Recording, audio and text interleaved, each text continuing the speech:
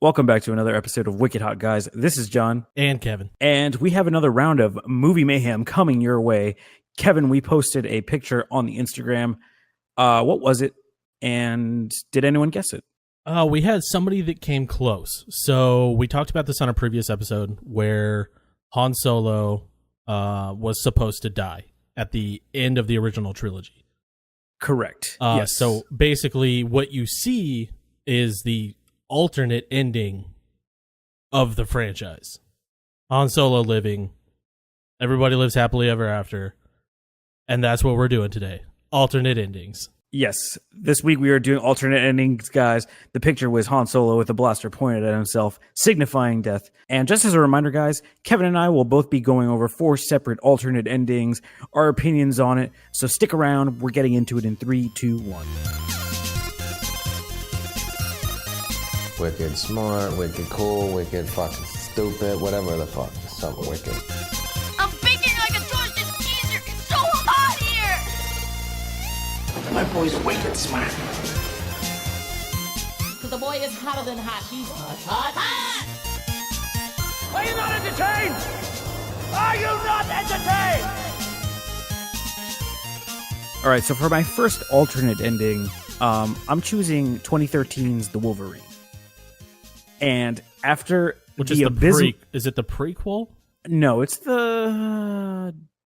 I don't even one. know. He's in Japan. That's the one he's in Japan. Okay, yeah. Yeah.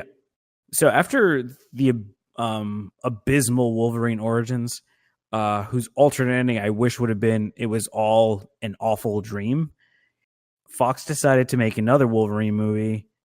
And like I said, this time it's in Japan.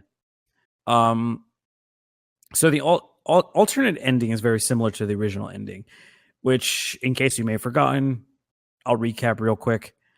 So Logan gets on a private plane with his anime girl sidekick, and they leave it open-ended to go wherever they want after saving the day.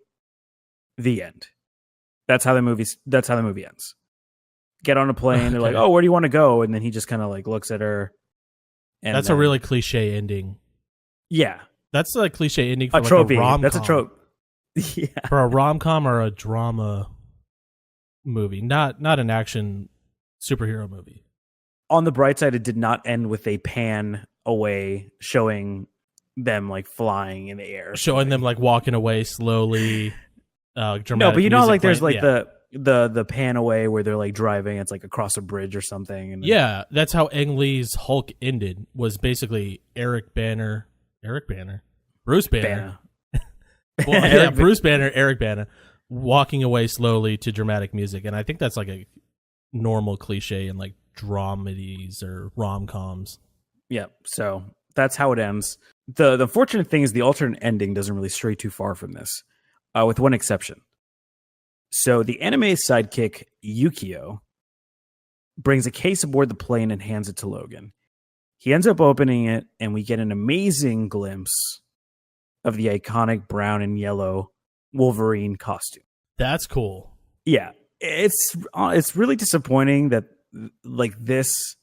Well, one, didn't get placed into the movie, and two, we never got to see Hugh Jackman, who arguably is, I mean, not arguably, he is Wolverine. Yeah. And even with the Fox Disney merger right now, I know we're all excited about it, but I seriously doubt anyone can ever fill Hugh Jackman's shoes. And it just sucks that he never got to wear the iconic costume. And who knows, maybe if they redo X-Men, they'll have Wolverine in the iconic costume, and the guy who plays Wolverine, Hugh Jackman, never got to wear it. What would you rather have? A brand new Marvel X-Men, or them to bring back the old fucks from the first trilogy? And also Hugh Jackman. But also they're old as fuck. You got to keep that in mind. Okay, if I There's could not have, a lot of room left on the if I could runway have for Hugh that. Jackman with the current X-Men minus Jennifer Lawrence. So I'm talking like Storm, like Halle Berry as Storm. fuck that. No. That you would rather not have that? No, because that's a Cyclops is a package bitch. deal. Cyclops is a bitch in that. He is. James Marsden, like I like him, but he was a bitch. Yeah, but that's a package deal. Yeah, I know, but I'm gonna have to pass. But yeah, I mean, as far as the suit is concerned, it didn't look campy, and in the actual like alternate ending, and I feel like it could have fit the theme somehow. I mean, if we can all remember, Chris Evans had a fucking lame ass costume in Avengers, but we all thought fuck yeah, and we didn't care. How was it lame? How would you say that it's lame? Oh, dude, it's so stupid looking. It is really stupid. Are you looking. talking about the first Avengers? No. The first Avenger, Captain America 1, he looks cool in that.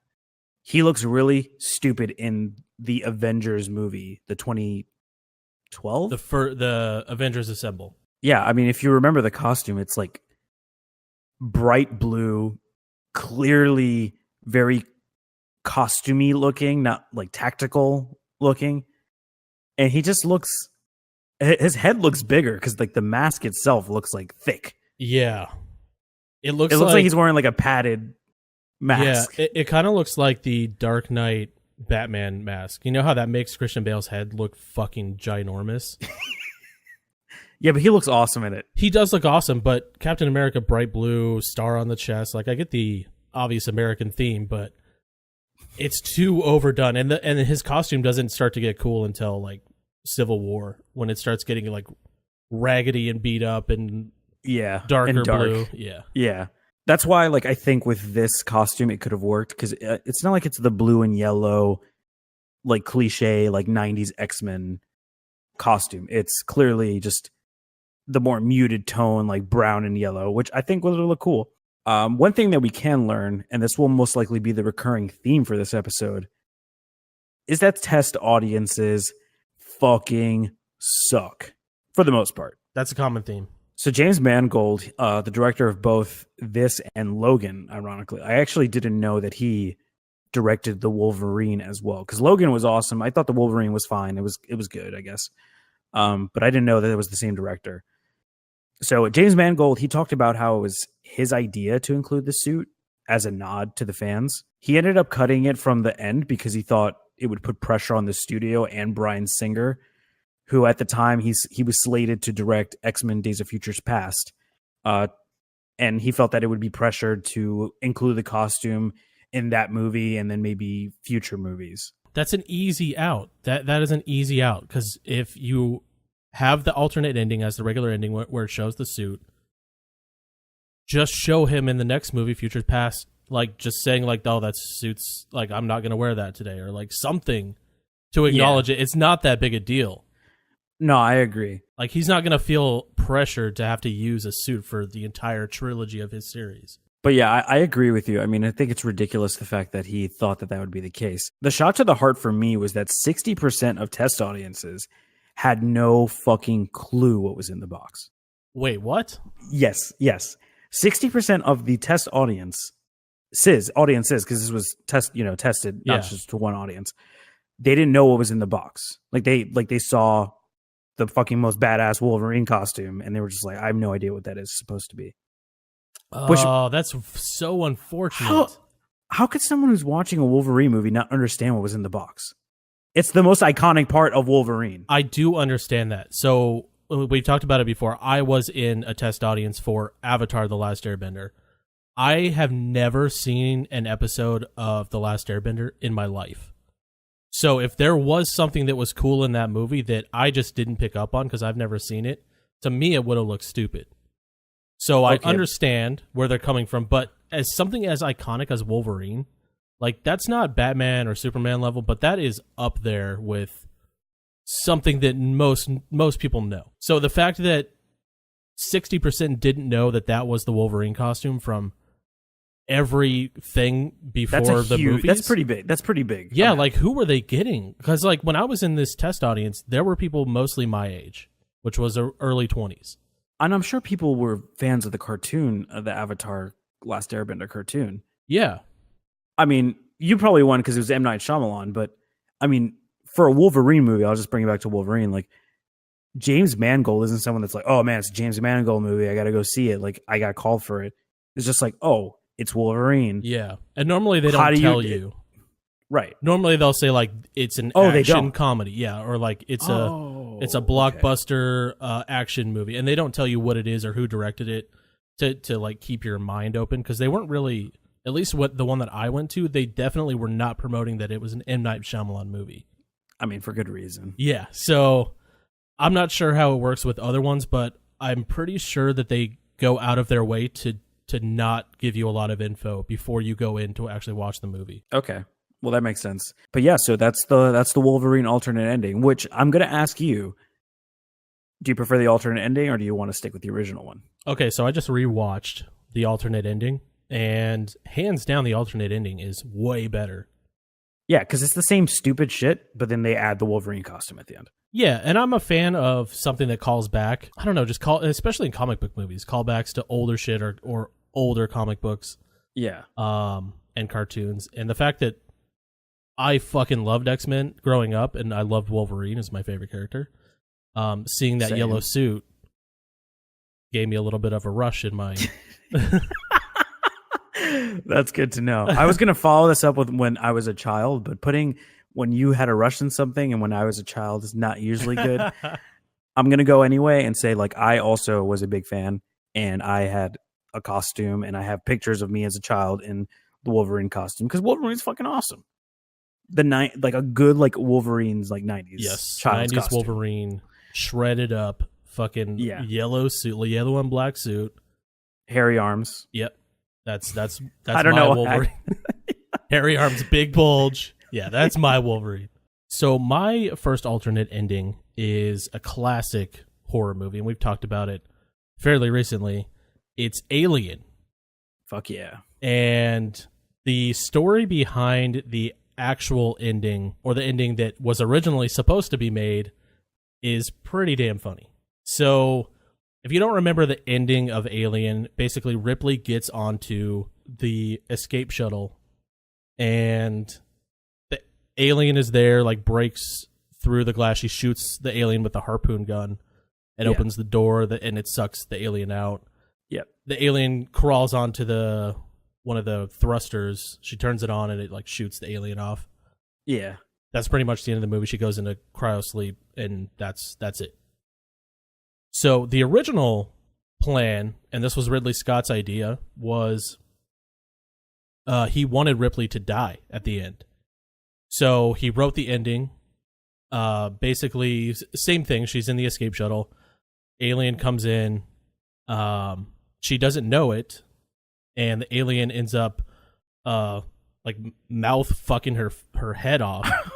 I don't know what Skull that... fucking her. Yeah, like the alien inside the alien's mouth. Yeah, like the tongue mouth. Shoots into her forehead. Yeah, it kills her. Okay. And then the alien uses her head and her voice to transmit back to Earth that she's going into cryosleep, and that's fucking stupid. She hopes that they come get her. Basically, like telling people to come to the ship. So to come save me. Yeah. Yeah. I'm into the first part, but fuck the last part. Why? Why? Because she dies? No. I'm into like her head getting fucking like like Alien versus Predator, like straight shot into the dome. Yeah. Yeah. But at the same time, it would ruin like the best final girl in history. And then the second part is the distress call with using her voice. Fuck out of here with that. It's so stupid.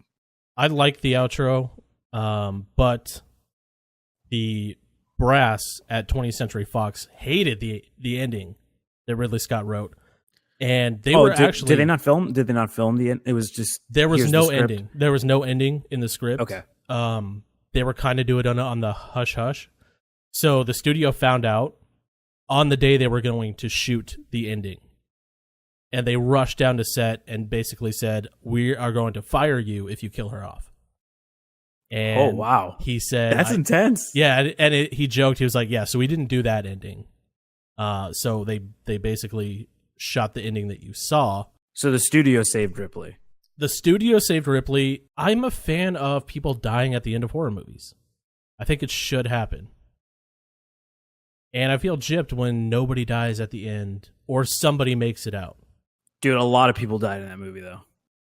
Yeah, but I feel like the alien is so much better or stronger than everyone else. Like, I would have liked to have just seen it demolish everybody.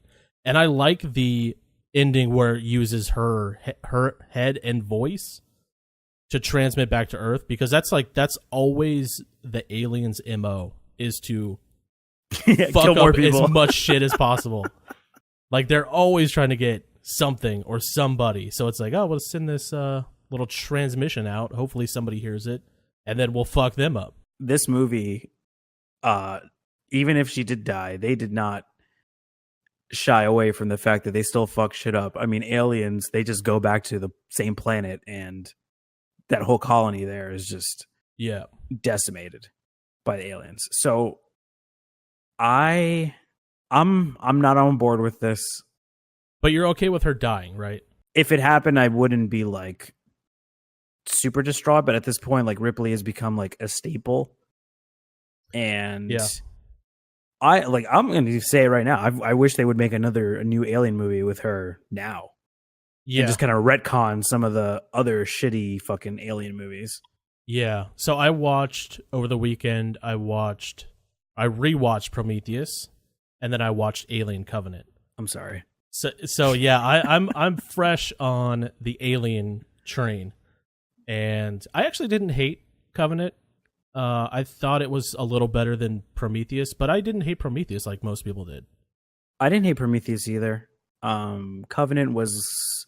The CGI is really what killed it for me. Yeah, that's what killed it for me too. I thought it was a decent movie, but yeah, like, it's sometimes for me it's hard to get past bad CGI. Okay, so when you said like the studio shot the last part, well, like the part that we see, right? Yeah, no, well, they didn't shoot it. They just basically forced Ridley Scott to shoot it how they wanted to. Or okay, so they didn't just like basically keep her steamroll alive. him. Yeah, they didn't have an idea for how they wanted it. They just said, like, we don't want it to end like this. We don't want to kill her off. I mean, I will say the last scene is a little the last scene when it is like climbing on the ship is a little anticlimactic. Yeah. It's like if you shoot a zombie and then its like hand like pops up while it's like on the ground and you shoot it again. It's like, well, it was really never a threat. Yeah. But I still had to like finish the job. Whereas like the alien's climbing on it and she clearly can just click a button, and then you're right, the fire from the thrusters shoots it or disintegrates it or whatever. Yeah. So it's not like it came and then she like stabbed it in the head and it's like for sure dead now. Yeah. I don't really like the how the alien gets onto the escape shuttle. Just because I feel like it had already the whole situation just happened. Like she was battling with the alien, went through the airlock. Oh, that last part is intense. It's really cool. And then the exact same thing happens again later on, and that's how the alien eventually dies. Yeah. That's why I was like, why did they just have two of the same scenes back to back to end the movie? Like, that's why I would have liked to have seen the alien just fucking straight up kill her. Yeah. It still doesn't explain how the alien got on the ship or anything like that. But it really horror doesn't. Movies don't really need explanation on it. Really doesn't explain it in the theatrical version, just that it's like latched on to the outside of it. That's true. So I guess your like final tally, you're on board with the alternate ending. I'm on board. Yeah, I like the alternate ending. I wanted her to at least die. Maybe not the whole voice send in the transmission, but yeah, I wanted her to die. Okay, so I'm just gonna say I'm not into it. Okay, yeah, fair enough.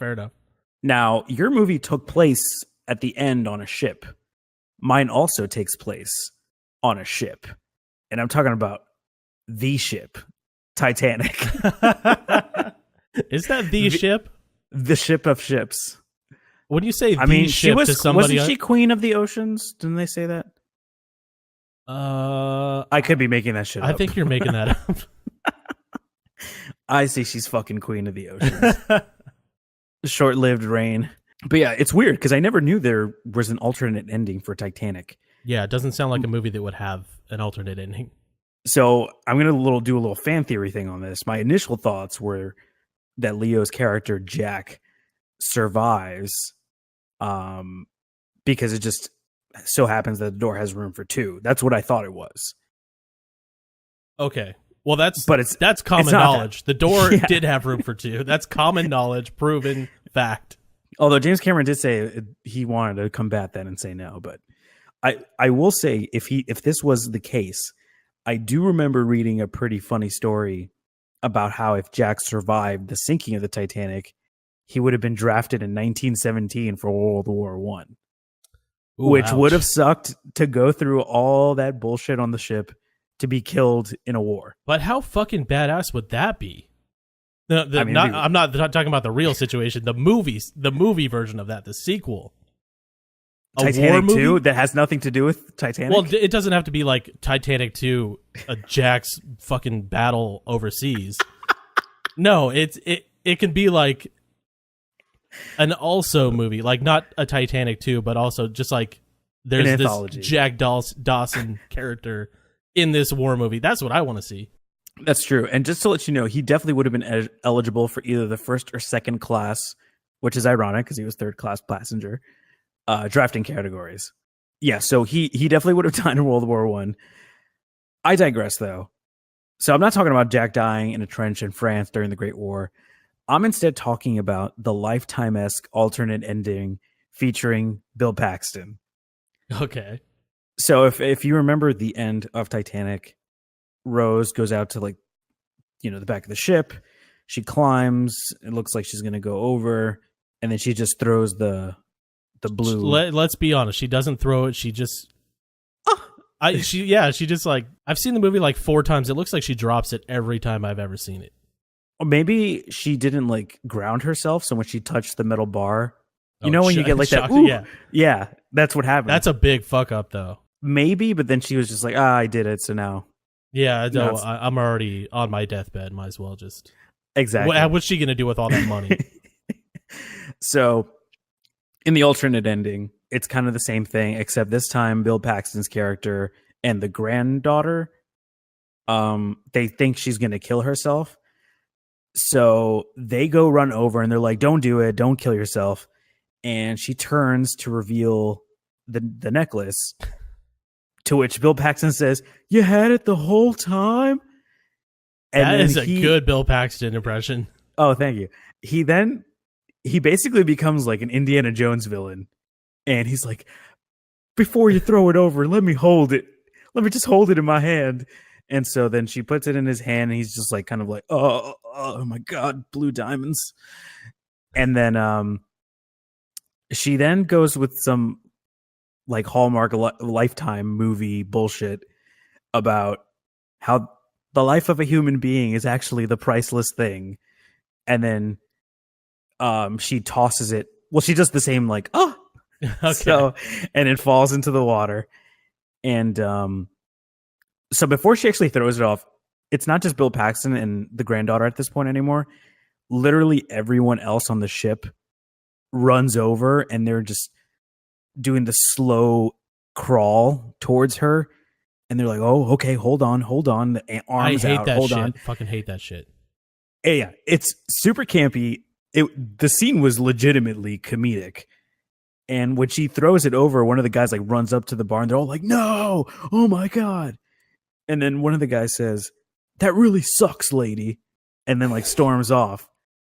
So remember, we were watching Titanic, the fucking end scene where everyone, it's like lump your throat, lump your throat, lump your throat, like now cry like a bitch. Yeah. And then this out of nowhere end scene. Yeah, so I'm not a big fan of the movie, but tonally it just doesn't mix with the rest of the movie. You're not a big fan of the movie? Nah, I think it's fine. Wow. I think it's a fine movie. What a dick. But they have, like the end dream sequence after she throws it over, she's like sleeping, and they show all the pictures of her having a good life, I guess. No, I don't like the weird. Bill Paxton stuff. Anything that takes place during the expedition, I could fucking leave that.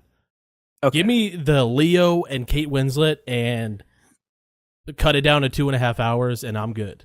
It's funny because even though Bill Paxton thought that scene wasn't going to work, and it's just weird because he's barely in the movie and he was fine with it despite one of his scenes where he gets screen time getting cut.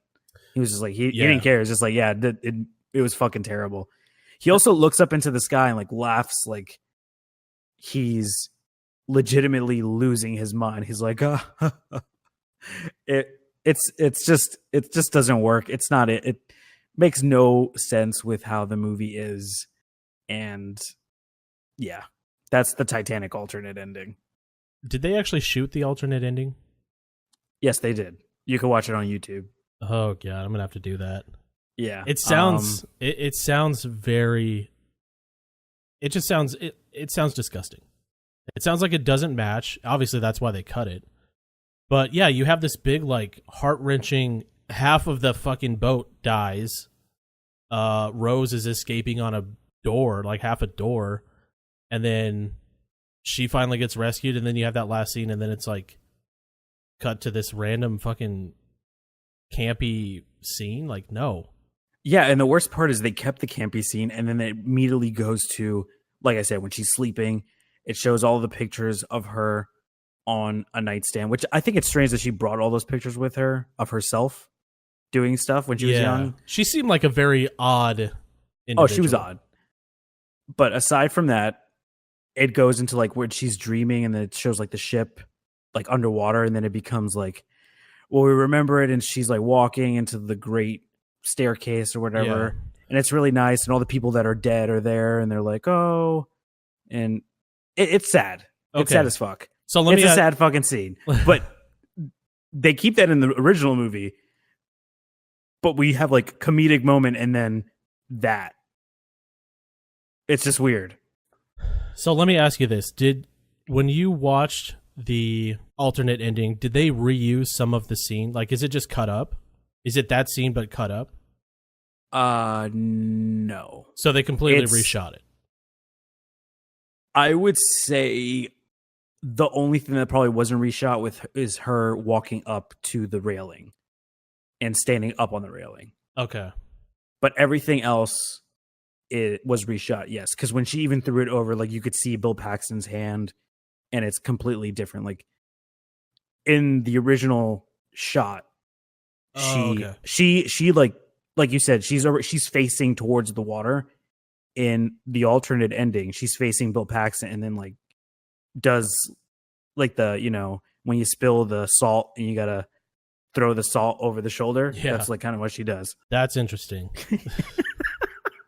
For being a James Cameron movie, that would have really missed the mark.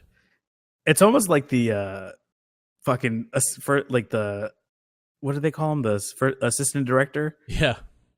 It's just like, I'm gonna shoot this. James Cameron's out today. That could have been what they did, actually. I'm gonna make my mark in Hollywood. Okay, so I guess final thoughts on yay or nay on the alternate ending. You already know I'm out. I could Yeah. I could leave the Bill Paxton stuff, even though I love Bill Paxton. I could leave all of that shit, cut the movie down an hour, and it only has to be on one VHS. How about that? That's true. I remember watching. If I wanted to get to the good stuff, I just play the second VHS. 'Cause Oh, it's yeah. right after. Oh yeah, It's right after they arrest Jack, and then the good shit starts happening. that second VHS in my house had way more plays than the first VHS. Yep. I'll just say that. Yep. Same.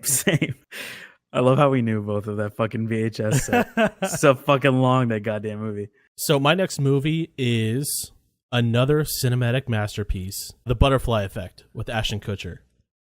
Oof. Yeah. And if you've never seen this movie, you'll look at it and say, Ashton Kutcher, fuck that. No, I'm out. Yeah, I've seen Jobs.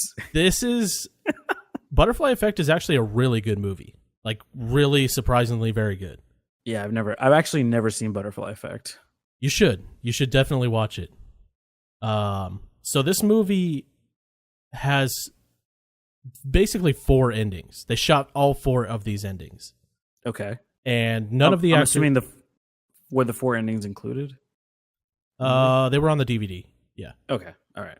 So if you don't know about the movie, I'll just give you a little backstory. So Ashton Kutcher's character, Evan Treborn, he has these journals that he's kept throughout his life, and he figures out that if he reads these journals, he can go back to that specific time in his life and alter it. I know it sounds really stupid, but it's really Okay. it's really good. So it's really cool the way they did it. Time traveling diary. Kind of, yes. And he can do this with anything, not just journals. So like anything that he sees from the past, like a picture, a movie, like a home movie, he can take this and like alter that specific time. Okay.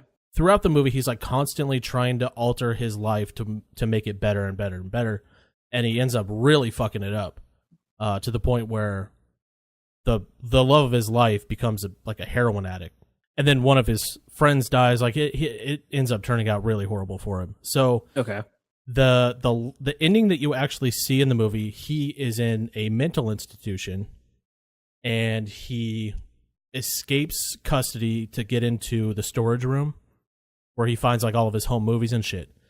So he goes back, he starts the projector and like watches the movie and then goes back to that time where he first meets the girl who is his love interest and tells her, you better stay away from me or I'm going to fucking kill your family. And so they basically never meet. And thus none of this happens. Like pretty much reversing everything. Oh, that's good. So the ending scene is it's 8 years later. He becomes a doctor. He's in medical school during all this. Becomes a doctor. He's walking out of a building, and she's walking the opposite way.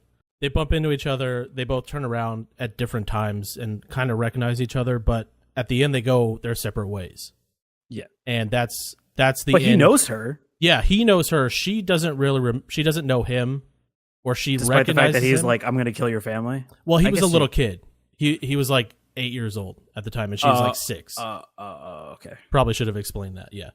Okay. So she's like, hey, that guy looks familiar, but she doesn't know for sure. He knows because he knew her as an adult in a different timeline. Right. So that's the initial theatrical ending. So the first alternate ending is the happy ending. So they basically the same thing. They bump into each other outside of his office, and she says, "Do I know you?" And then he's like, basically sets up a date on the spot. He's like, "Do you want to get coffee?" The next one is where basically same thing, bump into each other. She turns around, starts walking away, and he starts following her like some type of crazy stalker. Okay, that's how the movie ends. Like him just walking towards her while she's walking away. Really creepy ending. And he ends up murdering her whole family, just like he said. Probably, yeah. So the most ridiculous of the 4 endings is, I'll just explain it to you. So okay, he's back in the insane asylum. He breaks into the room. He plays another recording. Yeah, and instead of the birthday party when he was younger, it plays his birth. So they're filming his birth. So he goes back and strangles himself inside of his mom's womb. Kills himself. What? Yeah. and so, wait, on purpose? Yes. Yeah, kills himself on purpose. So he's like a sentient baby. Like he's a self-aware baby. Let me explain. Okay. This is so unrealistic because the whole time a doctor has like a machine on it. It's like the machine that you see, like the ultrasound. Except this ultrasound is HD, like 4K. You can see exactly what the baby's doing. And it's so funny because you can see the little baby on the monitor, like take the umbilical cord and like wrap it around its head. And the doctor's first response is, the baby is strangling itself. Like he knew this baby wanted to die. He fucking knew it. He's seen it before. Lord. He's seen everything. So I'm just going to go ahead and say that's the best ending. So it also shows what happens after this, like if he was never born. So in the beginning of the movie, his mom mentions that she tried 3 times and had 3 stillborns, and he was like her miracle baby. Okay. So at the very end, when it's like flashing glimpses of life without him, his mom actually does have another baby. This is like a couple years later, but she did eventually. It's still kind of a happy ending, even though a baby murdered itself. Yeah. And she completely forgot about that. Yeah. So she did eventually get her baby. Everyone ends up happy except this baby had just committed suicide. So That's funny. that's- I mean, that's fine. That's fine. that's the most ridiculous ending for a movie I think I've ever seen. What do you think baby suicide is called? Like, you know how like if you kill yourself, it's suicide. But like if you kill your dad, it's patricide or and then brother is fratricide, and mom is matricide. So I feel like babies need to have their own form of suicide. Like, I think what's either infant side or baby side. That kind of sounds like too much like. That sounds like babality from Mortal Kombat. That's what it is. Babality. Going forward, it's babality. Yeah, exactly. Fatality. Babality. Okay, cool. So I know you haven't seen the movie, but after explaining these endings to you, you get the unknowing ending, which is the theatrical version. You get the happy ending. You get the ending where he just stalks her. And then you get the ending where he's a baby and he kills himself. What are your thoughts on those 4 endings? Like I said, baby killing itself is number 1. Yeah, I'm going to have to agree because the doctor saying this baby is trying to kill itself or the baby is trying to strangle itself was the funniest point in my day watching these today. They filmed all of them. The doctor was like, he's tying a Siemens knot. So if you want to watch unbreakable. these, if you want to watch these, they're on YouTube, all the endings. All right, I will most definitely do that. Or I think it's on the DVD or Blu-ray. Okay, I will not be picking that up, but I get so you're on the baby. You're on the baby as well. I'm on the baby thing. If they had done it better, the original ending is like whatever. Okay, yeah, I agree. My next movie. So this isn't so much an alternate ending as it is a completely different movie, but it is an alternate ending nonetheless. Okay, and that is for the movie Pretty Woman. So the original movie script was titled 3000, and it alluded to how much Julia Roberts' character made in a week for being a sex worker. And is not that to make pre-tax or this is what I'm going to get into. Oh, So- okay. I always so have now to to know make is it- it pre-tax or post-tax? Right. So not to make a joke about prostitution, but if she makes $3,000 a week for 52 weeks, that's $156,000 tax free, Damn. which is some good living. And Julia Roberts lives in a dump in the movie. I'm pretty sure she would not need Richard Gere's money in this version. Yeah. Although, I mean, Richard Gere is like a millionaire, I would assume. I mean, Yeah, but you're living pretty good at 150K 50,000, tax yeah. free. So you're basically making like 260,000. Right. Taking home, the 150 Yeah, after take home taxes. pay. Yeah. Yeah, like you're doing pretty damn good.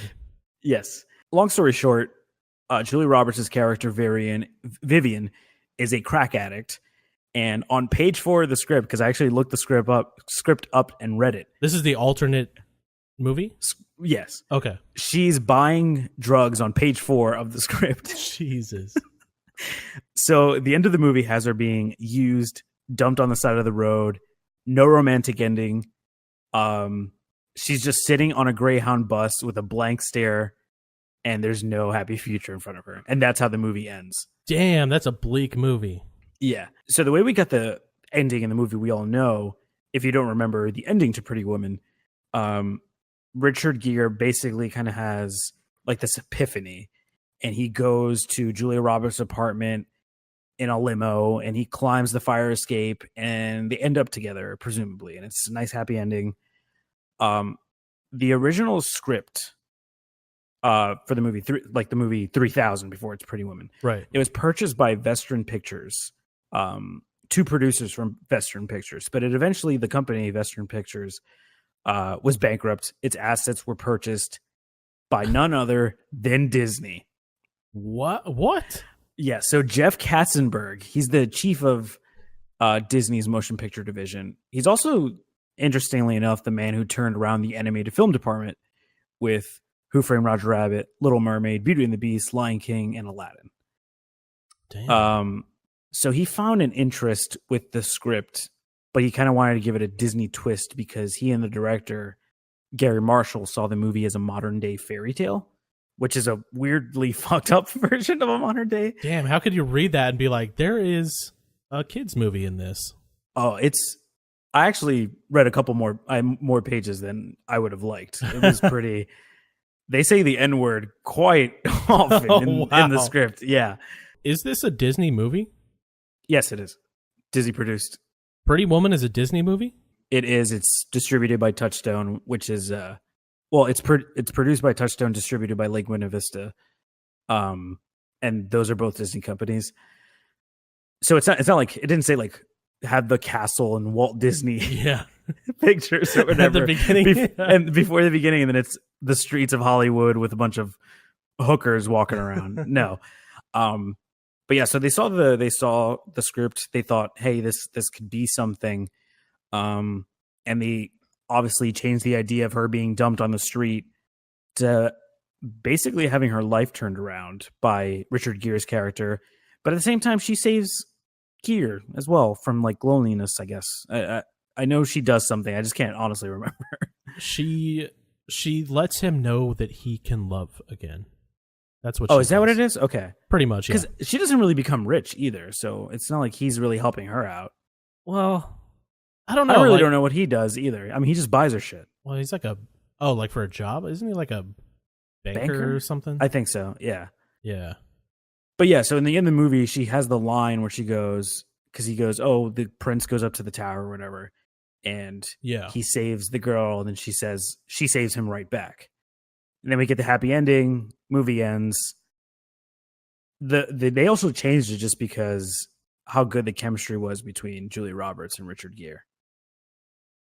So were they originally ever planning to actually shoot the 3000? They were.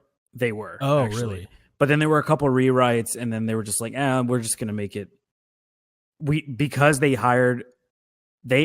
specifically went out to get Julia Roberts and Richard Gere, and they didn't want to kind of like do that to them. And then also the chemistry was like ridiculous. So they they kind of signed on for the original 3000 movie. They signed on for the original 3000 movie, but like the ending and end, like I guess sequence, like probably like the last quarter of the movie was kind of still up in the air about like how it was going to be. So they were already signed on when the movie changed directions. Correct. Much. Okay. Yeah. Still, that's a fucking dark movie. Yeah. So I guess my question to you is alternate ending or... That's tough because I kind of would have liked to have seen the other movie. The dark, like real world shit. That would have been cool. But Pretty Woman is a good movie in itself. Like it's fun. I like it. Yeah. It's I don't know. It's a good 90s rom-com. It is a good 90s rom-com. What about you? Yeah, I'm a fan of the original ending, and from reading the script and seeing that many N-words in it, I'm very happy they omitted this making of this movie. Was it white people saying it? Yeah. Oh, damn. That's always really cringe for me in movies. Yeah. Like I watched Hateful Eight recently, and I liked the movie, but when other people say the N-word, it makes me uncomfortable. Yeah, and I can't listen to it too loud because then people think I'm racist. I don't know. Like, are my neighbors hearing this? Yeah, I always think like this must have been so awkward to shoot on set. Yeah, like, just yelling the N-word at this guy. Yeah, that's kind of like how I felt about Django Unchained because that's used a lot in that movie. Yeah, that's true. So speaking of early 90s movies, my next one is a movie that I loved growing up, and it was Clerks. Kevin Smith's first movie, Clerks. Have you seen it?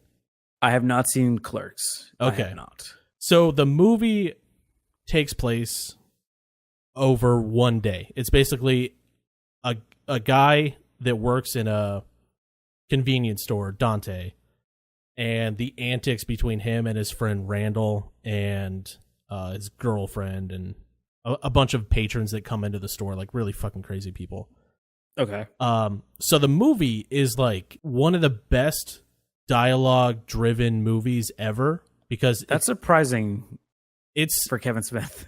Well, it's great because the movie is not a lot happens physically. So the movie is like 99.9% just straight up dialogue between characters. That's like a Quentin Tarantino movie sometimes, though. Yeah. Like that was like Hateful Eight, and I like Hateful Eight, so Yeah. So the movie itself is really lighthearted, and Jay and Silent Bob are in it. Like they're selling weed to kids in front of the store. Like it's a pretty funny movie. So the ending for the movie that you see is Dante's closing up shop for the night. Dante tells Randall to go. He's closing up. And that's pretty much the end of the movie. Cuts to black, rolls credits, and that's it. Well, Kevin so Smith... they just closed the store. Yeah, they close the store. That's the end of it. It's a day in the life, basically. So Kevin Smith actually shot another minute and a half of the movie. And this is like the biggest change over a minute and a half that I've probably ever seen. Okay. So the movie, again, very lighthearted comedy movie. It still goes the same. Randall leaves. Dante's just hanging out at the counter, but they're closed. So the very next shot is a guy comes in and Dante says, "We're closed." The guy pulls out a gun and shoots him in the head. Oh my Lord. In the first like 10 seconds of that clip. So the next minute and 20 seconds is the convenience store robber going around the counter and then like grabbing money. Like imagine a minute of a guy just like grabbing money, putting it into a bag while this guy is like dead on the floor behind him. And just robbing, and that's the day in the life. Yeah. The convenience store gets robbed and he dies at the end. Yeah. So the robber leaves, grabs his gun and leaves, and then you see like a close up of a lifeless Dante with a fucking bullet hole and like blood gushing out of him. Oh my God. It is like the most dark ending to a comedy movie that like you would never see coming. I kind of like it though. I kind of do too. I don't know about the zooming in part, but I could do without that. the very end shot. So obviously this was cut because nobody would buy the movie with that scene in there. And one of the stipulations for the studio that bought it was that he would have to cut that ending out. And it still works how it is now, but Kevin Smith, why did he do that? Did he say why he wanted to do that shot? He didn't really say, but I feel like Kevin Smith now would have been like, "Fuck you, I'm not taking that out. Like I'd rather not sell it than take it out." That's true. That is very Kevin Smith of today. Yeah, like when you're a young filmmaker and somebody's willing to buy your movie, if you cut out a minute and 30 seconds, like, fuck yeah, I'll cut a minute and 30 seconds off of it. Even though it's like the most darkest ending ever. But I'm not mad at the ending. I'm actually not mad at the ending either. It would have clearly cut Clerks 2 and Clerks 3. Yeah, so I guess the studio saw the franchising of it, I guess. Yeah, it all comes down to that. Yeah, the action figures, the franchising, yeah, t-shirts. So, John, what is? It's obvious. The murder is the way to go for that movie. The murder minus again the last like close up.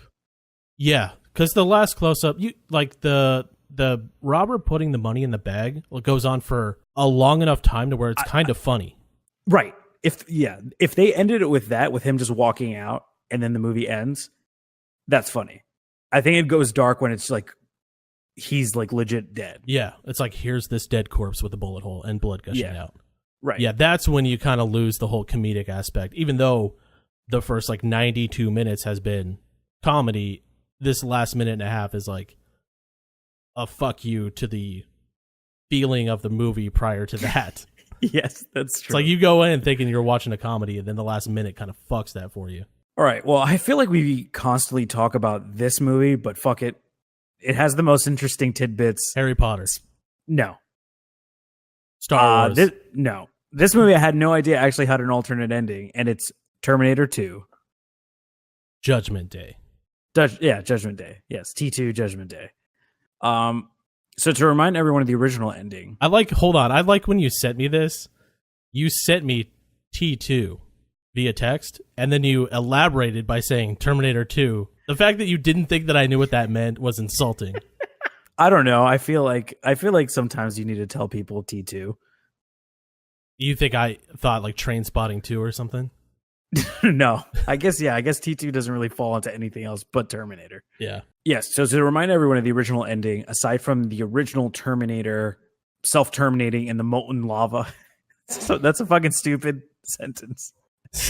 We have a It's not suicide when it's a robot. It's self-termination. yes, self-termination in molten lava. So we have a shot of a road with a short Sarah Connor monologue that has kind of a sense of hope, and then it's just fade to black. Do do do do do do. So the alternate great little score note thing there. I like that. That's a good score in the movie. Yeah.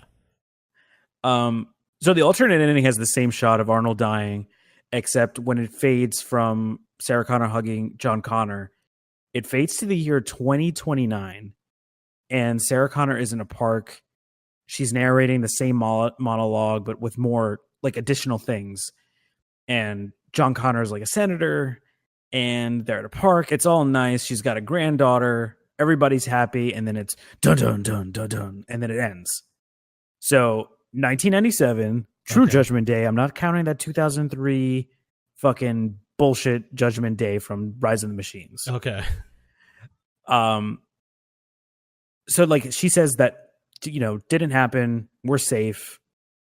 And it ends the movie. Okay. So despite I think it's a pretty crazy that this was the ending to the movie. It's a little cheesy. I will say that it's very 90s, the end, very 90s. Yeah. It would have ended this horrid series that for some reason they keep wanting to pump out movies for. And it should have just been a 2-part series, Terminator, Terminator 2, that ending, Terminator series is over. The end. Yes. They're shooting another Terminator, by the way. Yeah, I know. Yeah, I definitely think this Terminator 2 is the best sequel of all time. End it with that. Yeah. And from this point on, like, all Terminator movies have been horrible. They've really been pushing the boundaries on what Skynet could do. Yeah. Like I said, like Terminator, Rise of the Machines, they just shit on everything related to Miles Dyson and Cyberdyne building blowing up. Because in Terminator 2, when John Connor says, I can't have my mom kill someone, and Arnold responds with, killing Miles Dyson would prevent the war. Yeah. Yeah. And he does die, right? He does die because he blows himself up in the Cyberdyne building. Oh, yeah. Oh, yeah, he does, yeah. Yeah. And all the other sequels have been destroying James Cameron's own franchise, the legacy of his own franchise.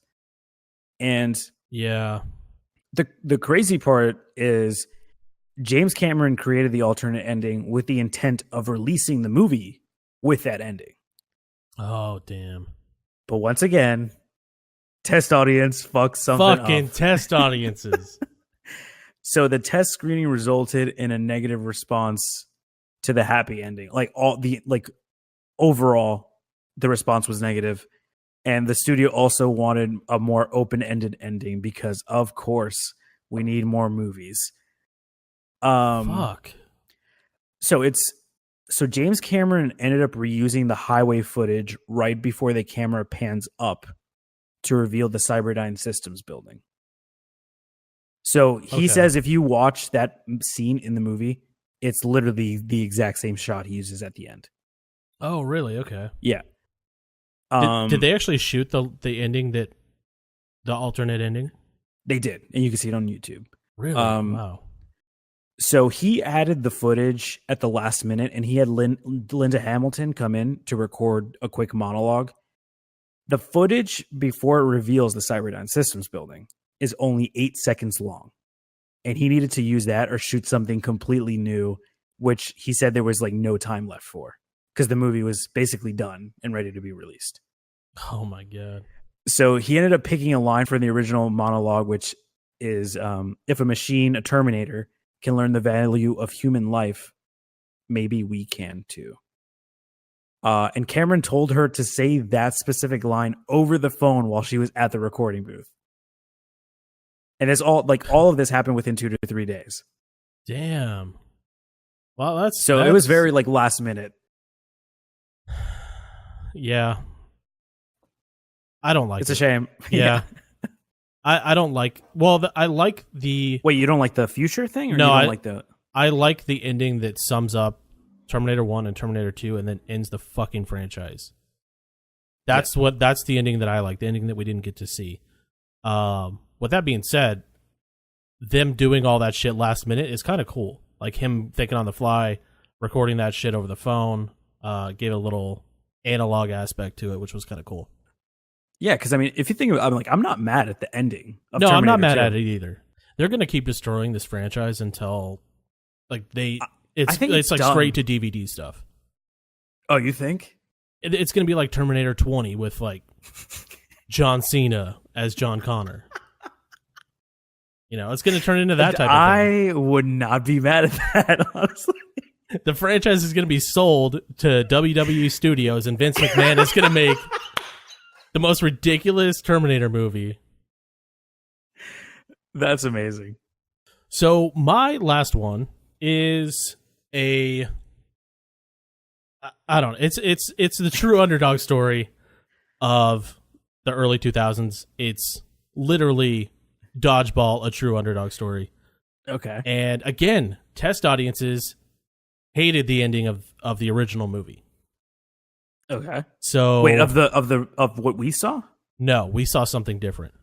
Okay, I was gonna say that's ballsy to then be like, well, fuck you, we're not doing it anyway. I kind of wish they would have, because I don't like the whole happy ending thing. The theatrical version of the movie, Ben Stiller throws the ball, and it's like, oh, Average Joe's lost, but then the referee's like, starts beeping the whistle, and he's like, yeah, Tug is Tug Speedman Tug Tra- Speed from Tropic from Thunder. Tropic Thunder. So his foot was over the line. Yeah, they do win. But the previous night, Peter sells the gym to Tug Speedman and then uses the money to bet on Average Joe's winning. So he collects $5 million. Right, because he gives him 50,000. Yeah. No, he gives him 100,000, which is a really funny scene because he brings it in a briefcase. And he's like, "You ever seen $100,000?" And then he like opens it. It's just like one stack of $1,000 bills. I love when they do that. So that's the ending that we see, the happy ending where they get all the money and Average Joe's lives on. But the movie that tested for audiences and that 80% of audiences hated was basically the same thing. They're battling at the end. Globo Gym wins, and Peter is out like shit out of luck. Roll credits, end of movie. Oh, Yeah, it has a Clerks vibe to it. It gets real dark. That's that's ending. an underdog story, though. They don't always win. Yeah, it is an underdog Rocky story. loses. And again, I'm on board with the whole, there doesn't have to be a happy ending to every fucking movie. Even if it's a comedy, there doesn't have to be a happy ending.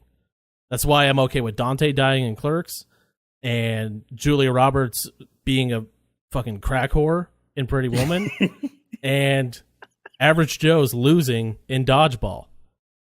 But audiences hated the ending so much, they went back and reshot it to make it so Average Joe's wins by default, which is a bitch way to win in itself. Because they And- essentially lost. Yeah. Like you can't get any pride out of winning by default because you Or by still, technicality. Yeah. Or, yeah. yeah, or like a replay or something like in football. Yeah, it is a bitch way to win. Yeah. So yeah, they went back, reshot everything, and then reshot like the Average Joe's gym, like the very end scene where they're in the gyms. Yeah. And they have like a legitimate sign now and legitimate business space and legitimate machines And towels. and towels. Yeah. And yeah, I like the darker endings. So I'm going to have to pick the ending where they just fucking lose. And that's the end of the story. What about you? I mean, that's kind of crazy, but I do like the end. Because isn't the end like a commercial of Average Joe's Gym? Yeah. Yeah, it Yeah. is. So I'm gonna go with average Joe Jim, and also we get Ben Stiller, Fat Ben Stiller, playing with his tits. In Yeah. the end credits. And that was another thing. So audiences hated it so much, they made Ben Stiller fat at the end. And then you have the line of him saying, "See, you got what you wanted." So Okay. it's like you get the happy ending at the end, and it's like that was kind of like a fuck you to test audiences, which I guess really isn't a fuck you because the ending is still good. Yeah, it is still good, and it's not really a fuck you because we get again Ben Stiller playing with his tits, Yeah, which was fucking hilarious. yeah, Yeah, I'm on board with the normal ending rather than the alternate one. All right, Kevin. Well, as a little throwback to last week's episode, where you talked about Under Siege with Steven Seagal, I have one last question for you Oh, for God. this week. okay. Who do you think is the best worst action star? Steven Seagal, Jean-Claude Van Damme, or Dolph Lundgren? I have to answer that honestly, and it's gonna be Steven Seagal, and I can back this up because if you've ever watched a Steven Seagal movie, pretty much any movie after Under Siege, the guy just stands there and moves his arms and legs a little bit, and then the enemies are just like blown away by his martial arts skills and just fucking die on their own. He also snaps a lot of necks in movies. Oh yeah, it's always the move where it's like push the top of your head to the side and then like punch your jaw. Punch your neck. Yeah, to Yeah. like to break it. Yeah, that's like his signature move. So it's funny because Marissa was telling me about the fact that when her mom used to go to the Blockbuster, like, you know, all the movies that are eye level and there's like 20 fucking like, I don't know, like Lord of the Rings, Fellowship of the Ring. Yeah, Born Identity. Yeah, Born Identity. And then you look all the way to the bottom and it's Steven Seagal. it's just like one copy of a Only of a one. box. Yeah, Only one, yes. Those were the movies that you would always get. It was like the complete opposite. You just look straight at the bottom. It's like, oh man, here's the new Jean-Claude Van Damme movie. Here's the new Steven Seagal movie. I don't blame her honestly because that is a premium for the new releases, and you only get it for 3 days instead of 5. That's true. That's true. I guess, yeah, for me, I gotta go. It's hard because Dolph Lundgren is literally like a genius in real life. Yeah, So it's hard for me to. Yeah, I was going based off of who was the most ridiculous and worst at the same time, but I love his movies. Like they're entertaining. I actually think Jean-Claude Van Damme is the best. And only because he's got like the foreign thing going for him too. So does Dolph Lundgren though.